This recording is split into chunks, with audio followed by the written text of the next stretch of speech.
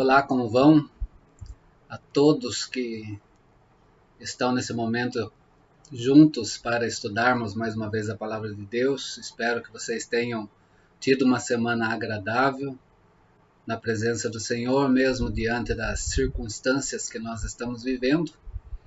Mas queremos, neste momento, prosseguir no nosso estudo da Palavra do Senhor, crendo no momento em que nós vamos estar olhando uns aos outros nos olhos e poder estudar juntos, né, reunidos para termos uma dinâmica melhor de aprendizado da palavra do Senhor. Estamos falando aí sobre Êxodo 20. Eu tinha deixado uma tarefinha da casa, mais uma vez, né, para vocês estarem lendo, não sei se vocês assim o fizeram, mas hoje nós vamos completar uma introdução que é extensa, né? Nós ficamos cerca de 4 semanas de forma introdutória para nós estudarmos os 10 mandamentos. A partir da semana que vem nós estaremos entrando mandamento por mandamento, mas nós precisaríamos saber todo esse contexto, né? Toda essa história, né, que Deus deixou registrado nas Escrituras Sagradas para nós entendermos. A tarefinha da semana passada foi esta: ler Deuteronômio capítulo 6, verso 5, que Deuteronômio 6 ali é conhecido como o credo judaico, ou Shema, né, conforme os judeus na sua tradição trazem. Levíticos capítulo 19, verso 18, que está ligado, os dois textos estão ligados, um fala sobre algo e outro fala sobre outra perspectiva, mas ambos tratando do mesmo assunto. Assunto esse que Mateus capítulo 22, 34 a 40 vai trazer de forma plena em Jesus Cristo, né? E acrescentando um pouquinho mais em João capítulo 14, verso 15. Para quem leu os textos, consegue entender um pouco daquilo que eu estou dizendo. E a gente vai falar sobre esses textos hoje e entender isso, fechando então essa introdução do nosso estudo. Decálogo e amor é o tema para nós estarmos hoje, fechando então essa parte introdutória. Texto, Mateus capítulo 22, verso 34 a 40, quando Jesus está conversando com os fariseus, né, e esses fariseus, de fato, em primeiro lugar, vieram até Jesus para colocar Jesus à prova, né, na verdade o que eles queriam é isso, né, e o texto então ele nos diz assim: os fariseus se reuniram quando souberam que Jesus tinha feito os saduceus calarem a boca. Lembrando que os saduceus eram aquela seita dentro do judaísmo, né, no Velho Testamento, né, um grupo que ali tinha, mas que eles tinham uma visão mais materialista da vida, né? Eles não criam em ressurreição, eles não criam em seres espirituais, né? Para eles o momento era o aqui e o agora, mais precisamente. E Jesus já teve um entrave com eles em relação principalmente à questão da ressurreição.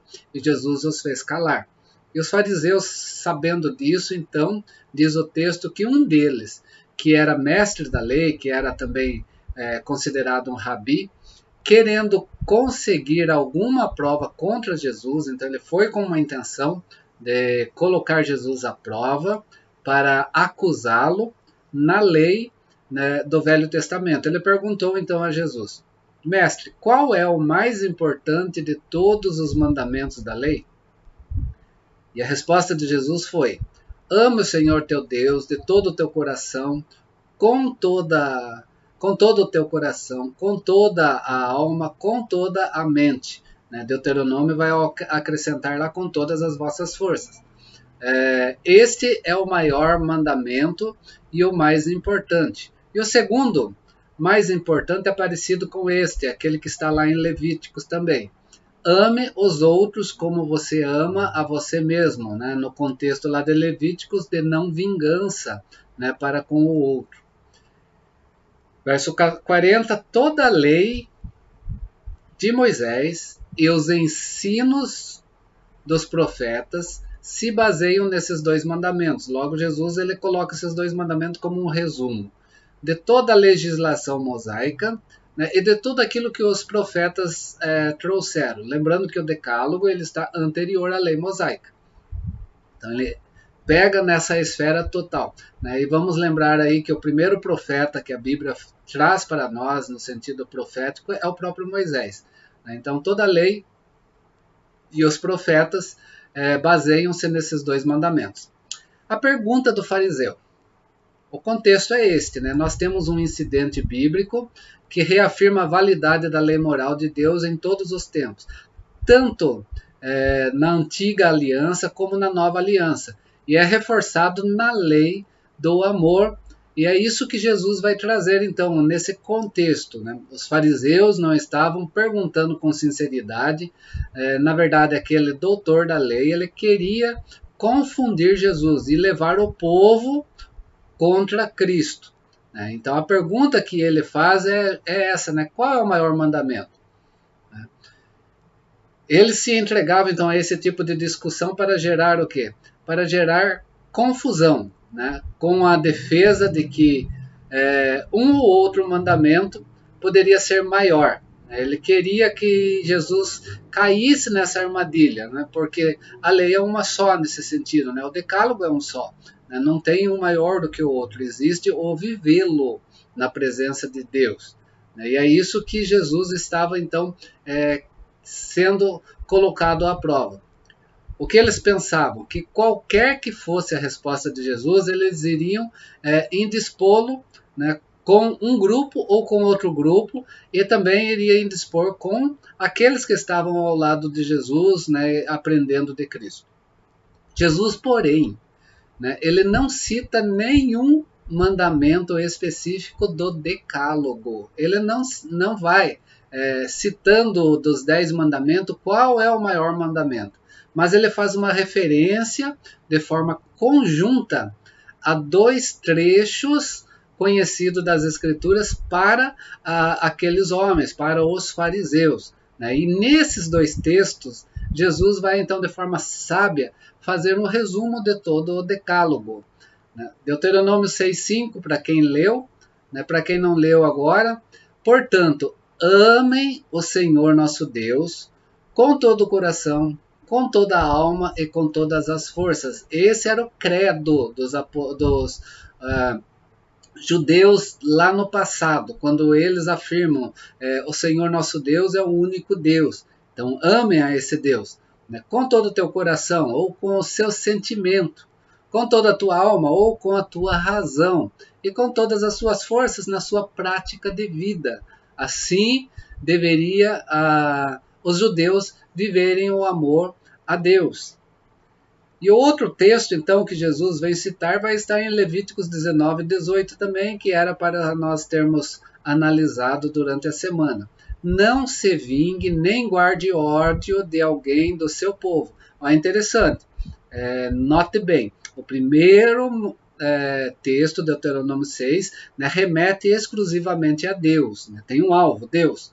O segundo tem um alvo o quê? O seu povo, né, ou aos judeus, né? Então esse mandamento está ligado ao povo de Israel naquele momento de Levíticos 19, 18. Não se vingue nem guarde o ódio de alguém do seu povo, mas amem os outros. Outros quem? Outros do seu povo, como você ama você mesmo. Eu sou o Senhor. Era isso que Deus estava falando para Israel no sentido de trazer uma unidade no relacionamento dentro do povo de Deus. Não está esse mandamento em relação aos povos de fora nesse momento, né? Então nós precisamos olhar nesses 2 focos, tanto Deuteronômio, que está ligado diretamente a Deus, e Levíticos diretamente ligado ao povo de Deus. Trazendo isso para nós, então, para nós compreendermos melhor. O decálogo ele pode ser resumido da seguinte forma: os 4 primeiros mandamentos vai estar ligado a Deuteronômio 6, que é a nossa obrigação com o nosso Deus Criador, ou seja, primeiro, segundo, terceiro e quarto mandamento. Os mandamentos 5 a 10 né, é a nossa obrigação para com o nosso semelhante, que está ligado então também ao texto de Levíticos. Por isso que Jesus apresenta exatamente esse entendimento da lei, e os doutores da lei compreendiam, que está então lá em Mateus capítulo 22, 37 e 40, quando ele diz assim, mandamento, decálogo, 1 a 4, ame o Senhor seu Deus, que é o verso 37 de Mateus, com todo o coração, com toda a alma e com toda a mente, né? Ou com o seu sentimento, com a sua razão, né? Nesse sentido, e com a sua vida, a alma, nesse sentido também.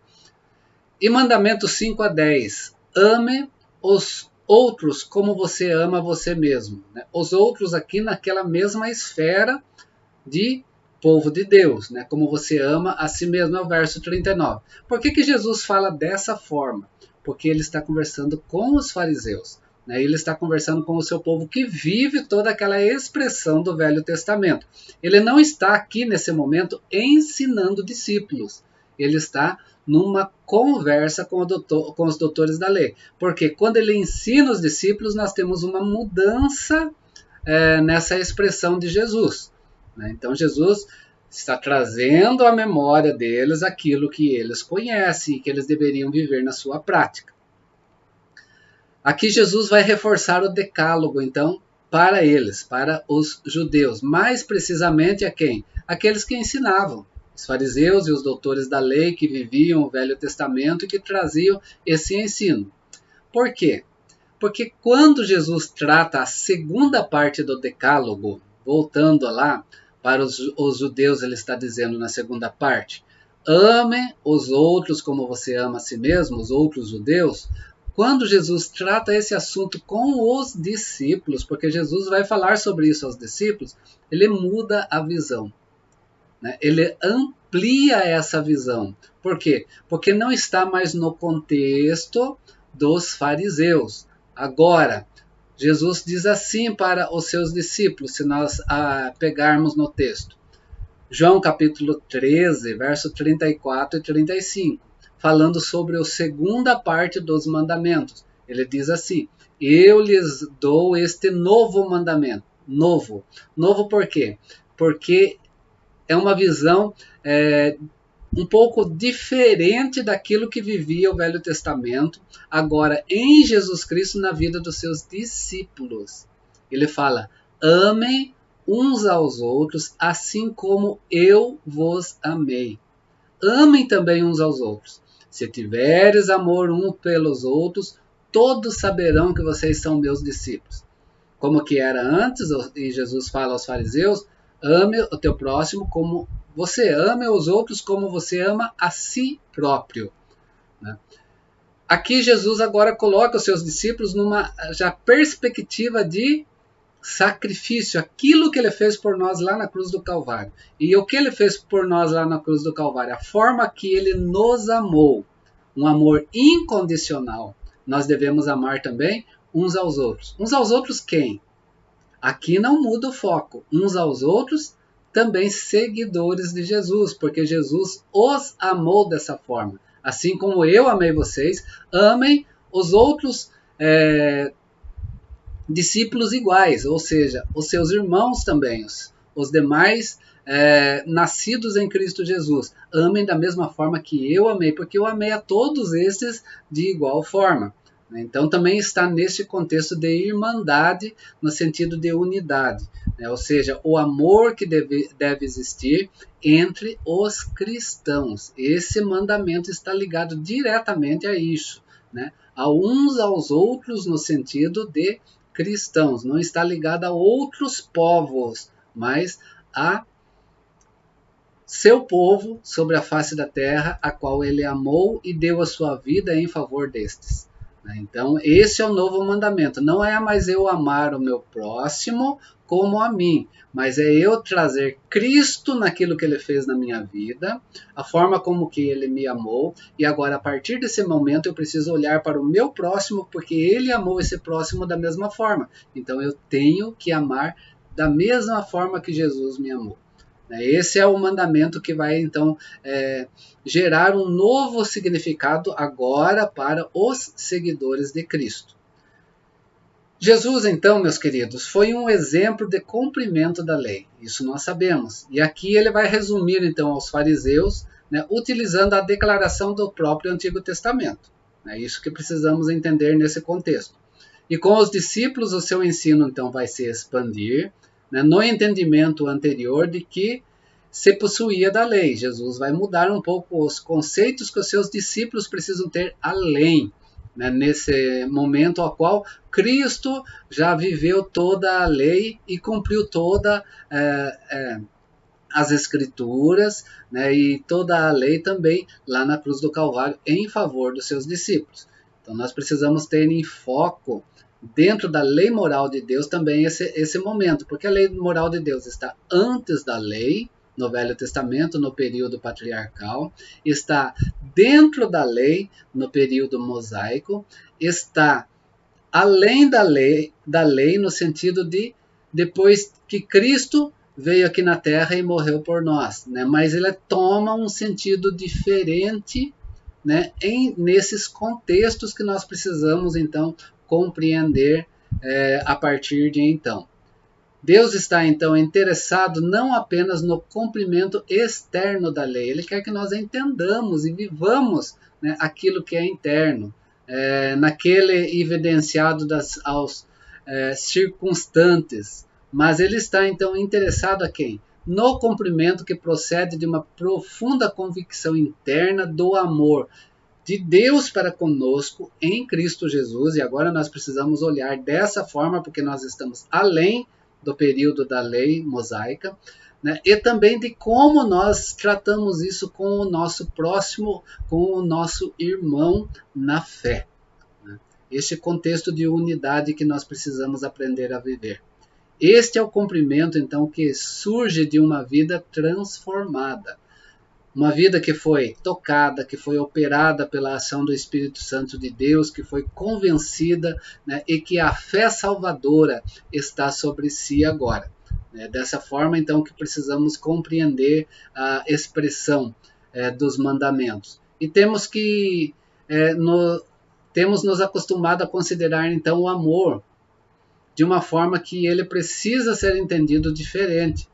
O amor não é simplesmente amar como algo intangível, como algo indescritível, como algo totalmente subjetivo e abstrato, né? Aquela forma que o mundo entende o amor. Mas no conceito bíblico do amor é bem diferente, o conceito bíblico do amor é outro. Tanto é que até mesmo a expressão amor, a nomenclatura, a palavra amor, né, nas escrituras sagradas, principalmente no Novo Testamento, ele toma formas diversas. Nós vamos ter diversas formas de entender o amor e precisamos compreender todas elas também dentro de um contexto de mandamento de Deus para as nossas vidas. Nas escrituras sagradas, o amor é tangível. Por quê? Porque nós somos recebedores e experimentamos o amor de Deus. Nós temos a capacidade de amar a Deus e ao nosso semelhante, em Cristo Jesus. Ele também é descritível.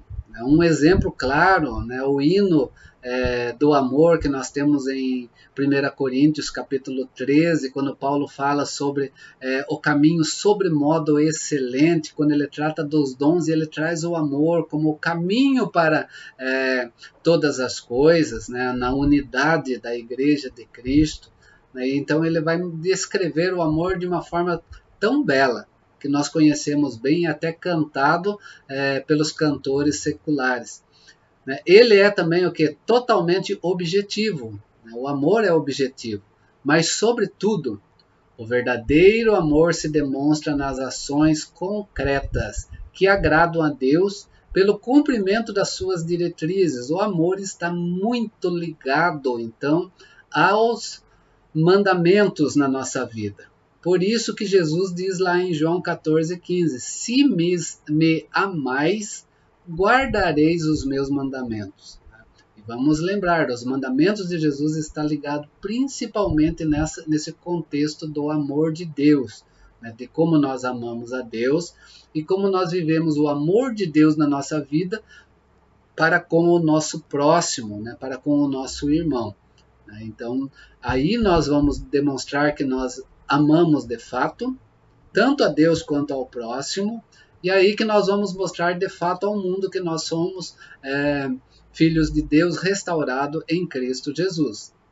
Assim então, o amor se relaciona com o decálogo, e não há como viver essa lei moral, esse decálogo, sem a prática real, verdadeira desse amor. A forma de demonstrarmos amor a Deus é o cumprimento dos seus mandamentos, principalmente os primeiros 4 mandamentos que nós vamos começar a entender, que vai representar então o que? A nossa obrigação direta para com Ele. Os 4 primeiros mandamentos é nós para com Deus de forma direta, e não podemos viver meio mandamento ou meia palavra diante de Deus nesse sentido, porque é o amor total que nós temos para com o nosso Deus. A forma de demonstrarmos amor para com o nosso próximo, então, está ligado nos 6 últimos mandamentos. Por que 6?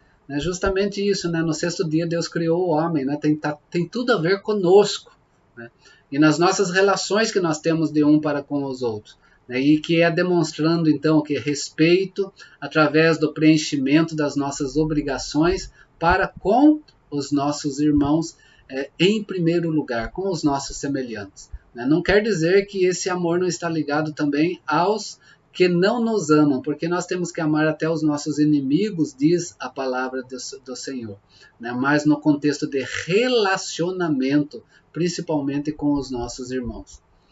Ou seja, o cumprimento dos últimos 6 mandamentos, entendendo assim como Jesus também nos amou.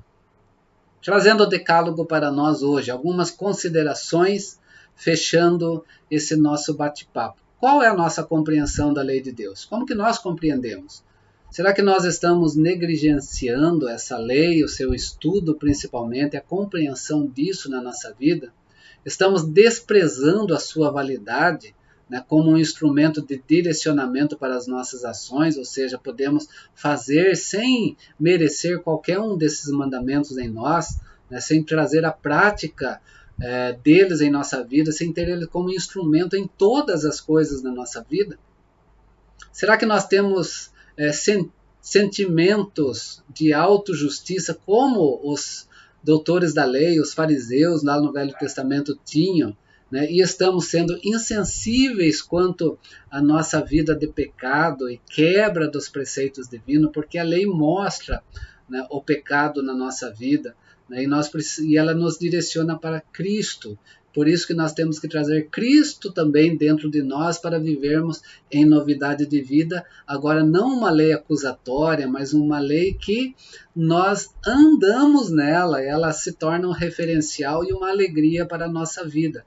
Será que nós estamos deixando isso de lado para nós sermos legalistas, como eram os judeus, escondendo assim, tentando esconder assim o pecado em nossa vida? Nós vivemos, meus queridos, numa era de desprezo absoluto.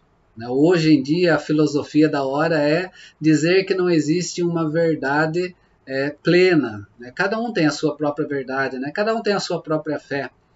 As múltiplas verdades e as múltiplas formas de fé acontecem. Você pensa assim, mas eu entendo dessa forma.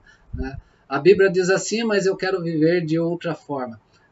Coisas que são contraditórias às vezes em nosso meio. Por quê? Porque Deus nos chamou para uma unidade, não para nós vivermos diferenças entre nós. Mesmo na diversidade de vida que nós temos, nós precisamos continuar nessa unidade, não uniformidade.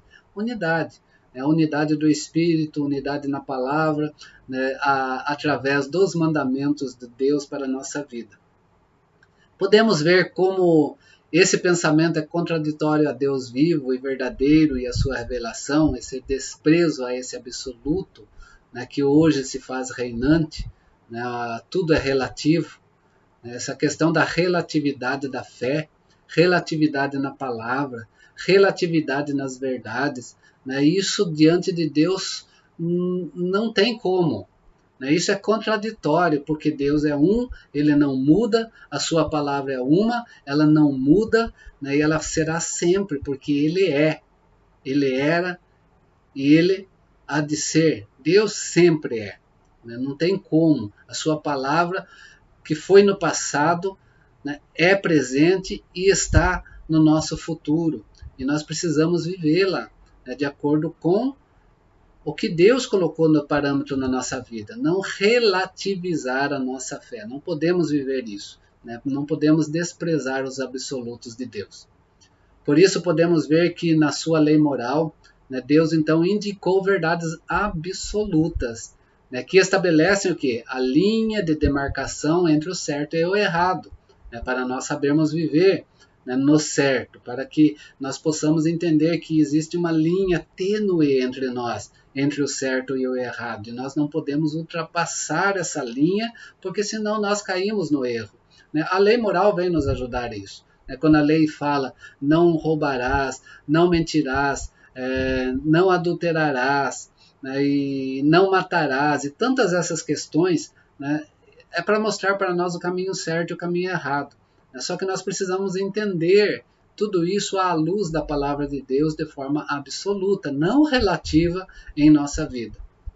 Podemos entender que quando Jesus Cristo se apresenta como o caminho, a verdade e a vida, o pluralismo de opiniões nas doutrinas cardeais, né, embasadas, né, ortodoxas da fé cristã, é uma ideia nociva à Igreja de Deus. O pluralismo não pode estar diante disso. Por quê? A nossa questão é entender que o único caminho, a única verdade e a única vida que nós podemos ter está em Cristo Jesus. Né? Isso é absoluto. Né? E precisamos viver esse absoluto de Deus em nossas vidas. O nosso grande desafio, então, de agora em diante, ao entendermos os 10 mandamentos no nosso tempo, é justamente viver a absoluta e exclusiva essência da vontade de Deus em nós. Essa tem que ser a filosofia de vida em nós, mas para isso nós precisamos entender, compreender, para saber como viver isso de forma livre e ver que isso não nos causa o quê? Não nos causa prisão, não nos faz prisioneiros, mas nos faz viver, né, livremente a nossa esfera cristã, a liberdade cristã que Cristo nos dá.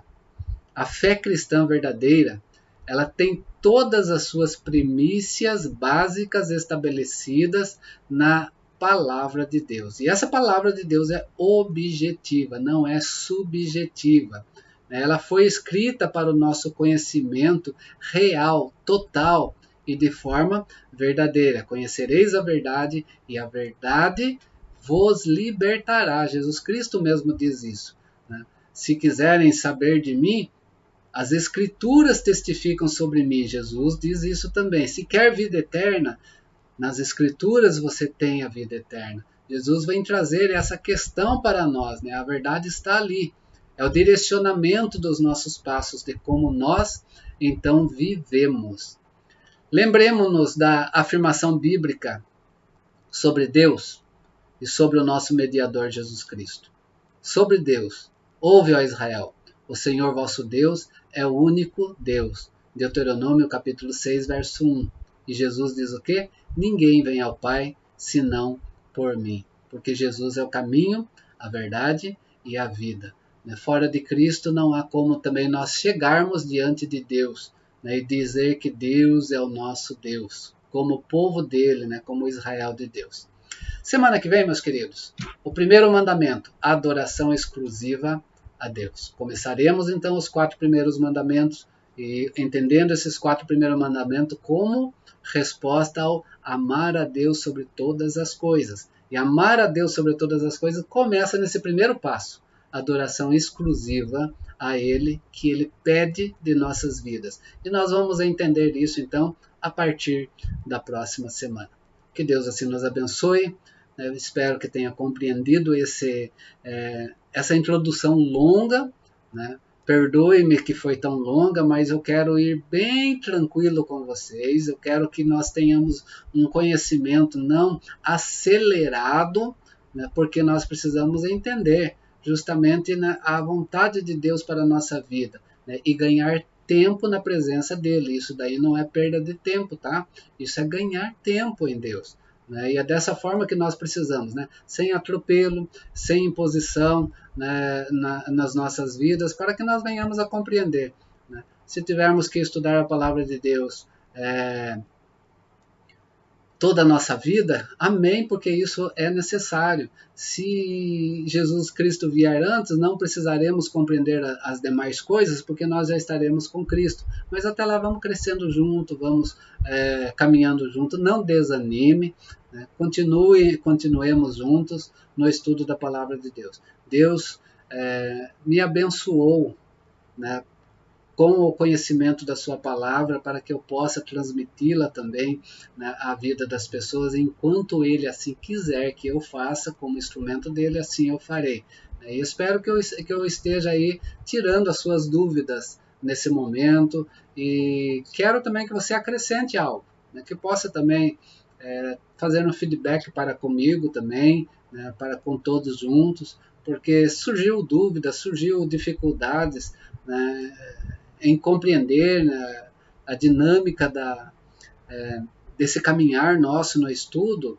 Vamos trazer isso juntos como um grupo, mesmo que estejamos hoje à distância, né, se preciso for eu ter que voltar a dar uma nova explicação em algum detalhe, eu vou fazê-lo, né, eu vou pedir um tempo para isso, vou me preparar para isso e vou fazê-lo, porque eu quero justamente na sua vida que você tenha esse pleno conhecimento da palavra de Deus, né, e esse pleno conhecimento é que nos faz crescer na nossa vida de fé, né, e nos faz a caminhar, né, sem pesos nas nossas costas, sem regras estabelecidas humanas sobre nossas costas, mas em primeiro lugar entendendo o que Deus deixou para nós, como diretriz, como ensinamento para que nós possamos viver, entendendo o fardo leve de Jesus, o jugo de Jesus que é suave, né, que não é nada pesado, porque Jesus não é legalista, né, para conosco, mas ele dá para nós o que? Parâmetros tranquilos para nós vivermos. Que nós possamos prosseguir pensando dessa forma. Deus te abençoe. Se souber de mais alguém que queira estar junto, compartilhe. Compartilhe esse momento. Se souber de alguém que queira estar no nosso grupo do WhatsApp para interagirmos também, traz isso para nós, que nós vamos estar caminhando dessa forma. Em primeiro lugar, numa teologia bíblica, olhando as escrituras sagradas como um todo, porque isso é que eu quero passar para vocês. Eu não quero passar placa de igreja, não quero passar questões doutrinais pessoais, mas a palavra de Deus, para que nós possamos entender e, convencidos pela palavra de Deus, viver a igreja de Jesus Cristo que somos nós. Que assim nós caminhemos firmes na presença do nosso Deus. Forte abraço desse irmão em Cristo. Tenha um excelente final de semana. Se cuide, que ainda os dias não são bons. Né? Nós vivemos aí uma dificuldade tremenda. Ore pelo nosso país, porque o nosso país hoje está assustando as demais nações. Né? A própria OMS, né, a Organização Mundial da Saúde, tem dito que o Brasil hoje está sendo risco para as nações. Infelizmente, isso é triste nós observarmos isso. Mas a palavra de Deus diz que se o meu povo, que se chama pelo meu nome, se humilhar, orar, se colocar diante de mim, né, e pedir, eu sararei a sua terra. Então vamos clamar a Deus, que Deus sare também a nossa nação, o nosso país, né, o Brasil, né, que é um país rico, mas também é um país miserável, quando nós falamos dele para com Deus, né, nas atitudes que nós vemos entre a sociedade, né, a qual vivemos, uma sociedade que tem se corrompido, se distanciado e negado, né, os valores absolutos da fé cristã sobre si. Feliz é a nação cujo Deus é o Senhor. Assim deveria ser a nossa nação. Então vamos clamar a Deus por isso também, porque nós estamos aqui, né, e nós representamos o reino de Deus aqui. Não foi por acaso que Deus nos colocou nesse lugar. Então, para nós estarmos aí também mostrando a diferença, sendo luz e sendo sal no meio dessa geração corrompida. Deus te abençoe, fica na paz e um excelente final de semana. Procure uma igreja para você estar nesse final de semana de forma online, né, que a maioria das igrejas estão à noite fechadas agora. Procure estar de forma online, buscando, cultuando a Deus. Eu deixei de passar aquela mensagem no domingo, de meditação. Por quê? Porque eu sigo olhando se há participação. A participação tinha sido tão ínfima, tão pequena, nos últimos dias, de pessoas ali, que eu achei por bem deixar esse momento mais para frente, continuar nos nossos estudos, e nos aprofundar no estudo da palavra do Senhor. Que Deus assim abençoe a cada um de nós. Procure estar na presença de Deus. Você é a igreja de Cristo, a sua casa é a igreja do Senhor Jesus Cristo. Continue clamando a Deus em favor da nossa nação.